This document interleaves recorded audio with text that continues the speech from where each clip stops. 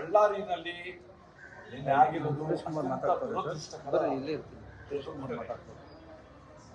ಬಳ್ಳಾರಿಯ ಜಿಲ್ಲೆಯ ಪೊಲೀಸರು ಪರಿಸ್ಥಿತಿನ ಒಂದು ಗ್ರಹಿಸೋದಕ್ಕೆ, ಅಲ್ಲಿನ ವಾತಾವರಣನ ಗ್ರಹಿಸೋದಕ್ಕೆ ವಿಫಲರಾಗಿದ್ದಾರೆ ಅಂತ ನನ್ನ ಅನಿಸಿಕೆ.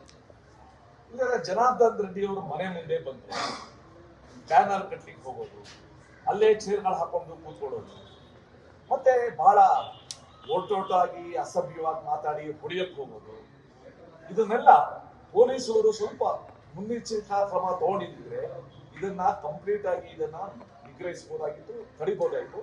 ಒಬ್ಬ ಅಮಾಯಕನ ಪ್ರಾಣ ಇವತ್ತು ಹೋಗ್ತಾರೆ.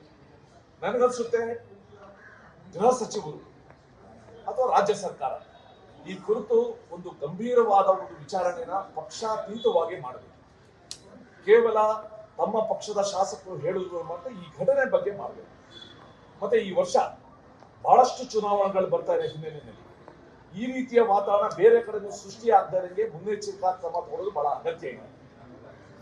ಮತ್ತೆ ಯಾರು ಇದಕ್ಕೆ ಕಾರಣರು, ಯಾರು ಇಲ್ಲಿ ಹೋಗಿ ಮೊದಲು ಶುರು ಮಾಡಿದ್ರು, ಇದರ ಉದ್ದೇಶ ಏನು, ಇದರ ಬಗ್ಗೆ ಮಾಡ್ಲಿಕ್ಕೆ ಒಂದು ವಿಚಾರ ನಡೆಸಬೇಕು. ಮತ್ತೆ ರಾಜ್ಯದ ಹಿತದೃಷ್ಟಿಯಿಂದ ಈ ರೀತಿ ಘಟನೆ ಆಗದಂಗೆ ನೋಡ್ಕೊಳ್ಳೋದು ಸರ್ಕಾರದ ಆದ್ಯ ಕರ್ತವ್ಯ ಆಗ್ತದೆ.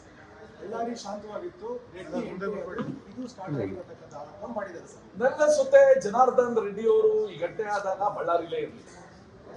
ಅವ್ರಿಗೆ ಫೋನ್ ಮುಖಾಂತರ ಗೊತ್ತಾದ ಮೇಲೆ ಅವರು ಶ್ರೀರಾಮ್ಲು ಅವ್ರನ್ನ ಕೇಳಿ ನೀವು ಆ ಸ್ಥಳಕ್ಕೆ ಹೋಗೋ ಏನಾಗಿದೆ ಅಂತ ನೋಡಿ ಹೇಳಿರೋದು ನನ್ಗೆ ಗೊತ್ತಿರೋ ಮಾಹಿತಿ.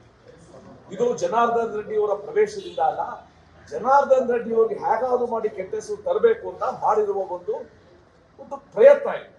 ಸೊ ನನ್ಗನ್ಸುತ್ತೆ ಒಬ್ರು ಬಳ್ಳಾರಿ ಶಾಸಕರು ಬಹಳ ದೊಡ್ಡ ಜವಾಬ್ದಾರಿ